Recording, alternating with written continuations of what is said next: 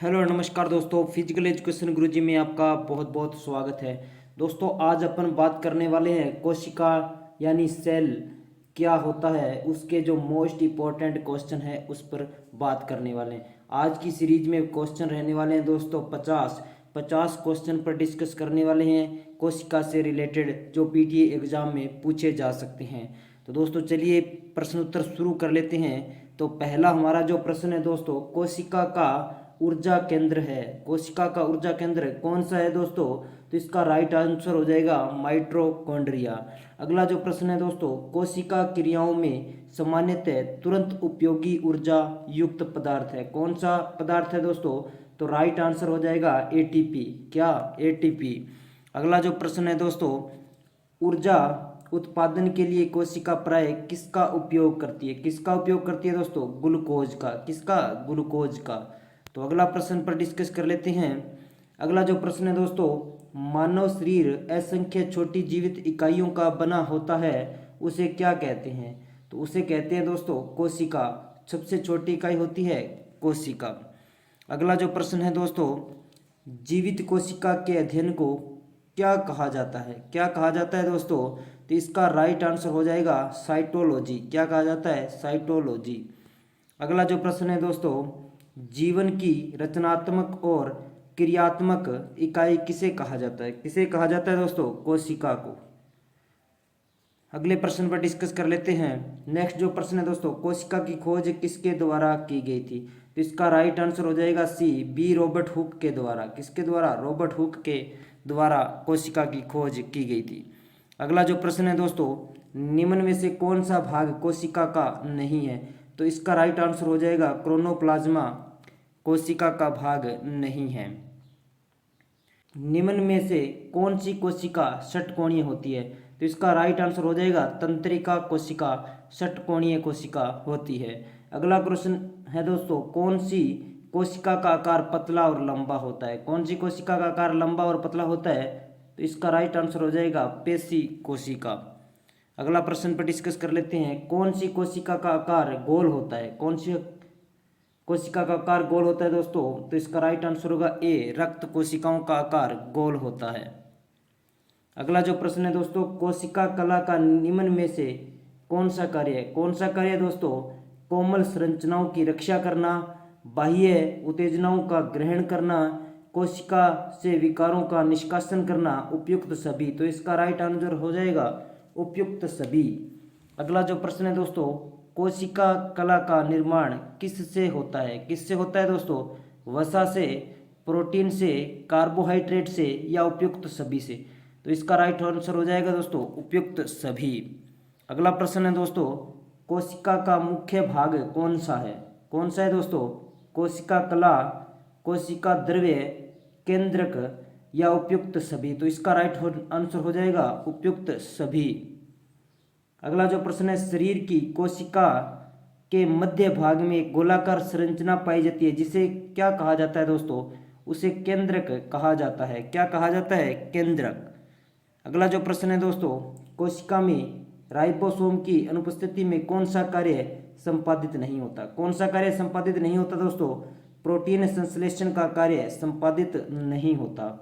अगला जो प्रश्न है, यदि माइटोकॉन्ड्रिया काम करना बंद कर दे तो कोशिका में कौन सा कार्य नहीं होगा? कौन सा कार्य नहीं होगा? भोजन का ऑक्सीकरण नहीं होगा दोस्तों।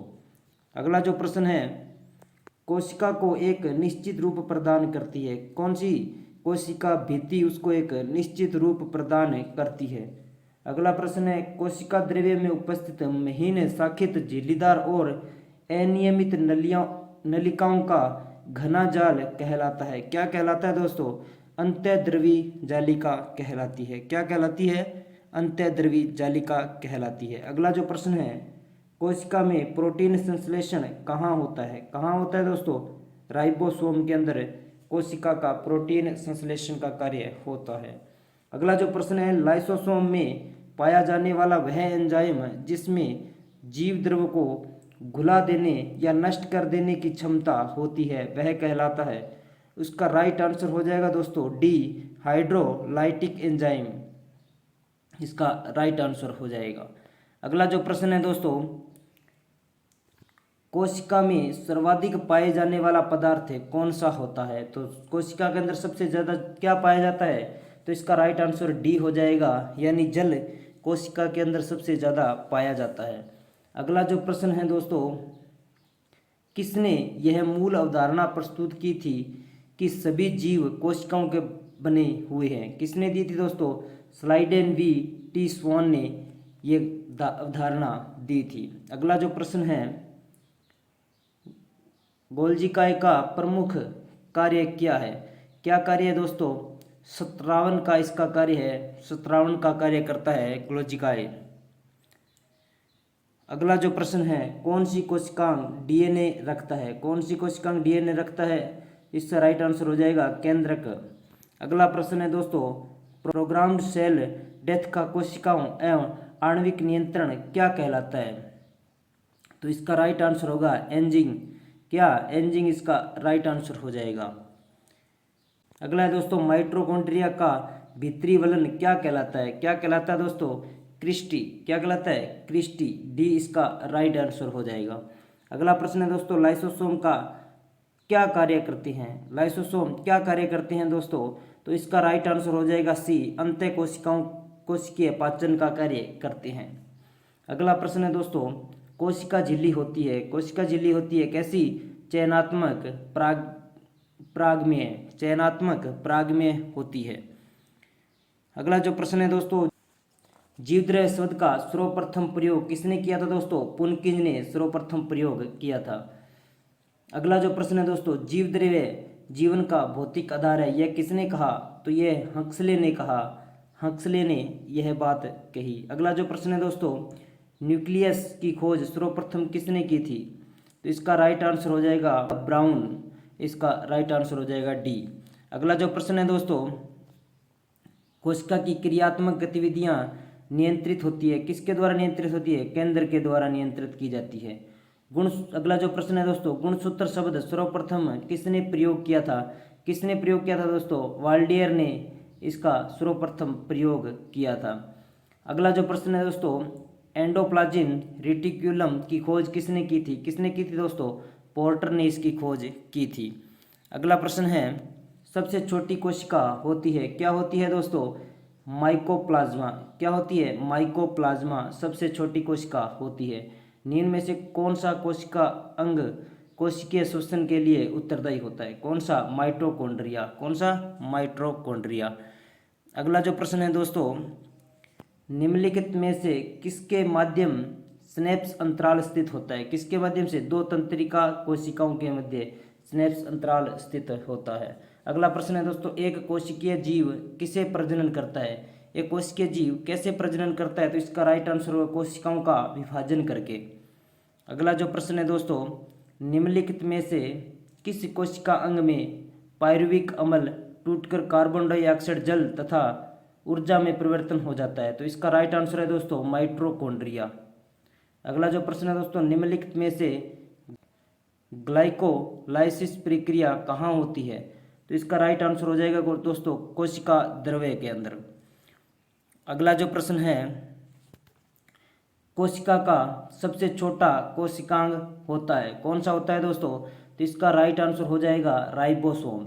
अगला प्रश्न है दोस्तों, जंतु कोशिका का सबसे बड़ा कोशिकांग होता है, तो इसका राइट आंसर हो जाएगा केंद्रक डी।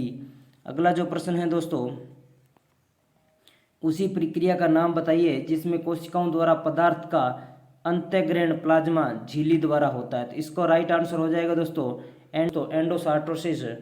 अगला जो प्रश्न है दोस्तों, कोशिका में वितरित होने वाली अणुओं के लिए प्रथम पैकेजिंग एरिया का काम करने वाले अंग का नाम बताइए। तो इसका राइट आंसर हो जाएगा गोल्जी उपकरण।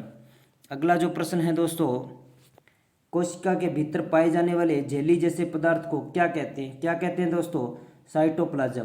दोस्तों वीडियो आपको यूजफुल लग रही है तो लाइक कर दीजिए, कमेंट कर दीजिए। अगर कुछ प्रश्न में आपको कंफ्यूज लग रहा है तो आप कमेंट करके बता सकते हैं, और इस वीडियो को ज़्यादा से ज़्यादा शेयर कर दीजिए, और नीचे जो लाल बटन दिख रहा है उसको सब्सक्राइब कर दीजिए। अगला जो प्रश्न है दोस्तों, कोशिका की सबसे बाहरी परत को क्या कहते हैं? क्या कहते हैं दोस्तों? Plasma membrane. क्या कहते हैं? Plasma membrane.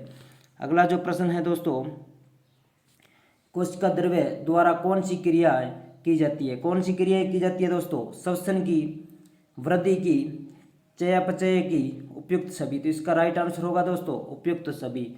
अगला जो प्रश्न है दोस्तों, कोशिका द्रव्य में कौन सा घुलनशील कार्बोहाइड्रेट होता है? तो इसमें माल्टोज, ग्लूकोज, सुक्रोज, उक्त सभी। तो इसके अंदर डी इसका राइट आंसर हो जाएगा। अगला जो प्रश्न है दोस्तों, कोशिका द्रव्य में कौन से अकार्बनिक पदार्थ पाए जाते हैं? तो इसका राइट आंसर हो जाएगा दोस्तों फास्फोर, कैल्शियम, सोडियम, उपयुक्त सभी। तो डी इसका राइट आंसर हो जाएगा। यह थे दोस्तों कोशिका से related 50 most important question. Video useful लगी तो लाइक करके कमेंट कर दीजिए और इसे ज़्यादा से ज़्यादा शेयर कर दीजिए। ऐसी सीरीज आपको रोज़ाना शाम 5 बजे हमारे यूट्यूब चैनल पर मिलती रहेगी। और वीडियो को ज़्यादा से ज़्यादा शेयर कर दीजिए ताकि ये जानकारी हर बच्चे के पास पहुंच जाए। तो मिलते हैं ऐसी कोई नेक्स्ट वीडियो में, तब तक जय हिंद, जय भारत, वंदे मातरम।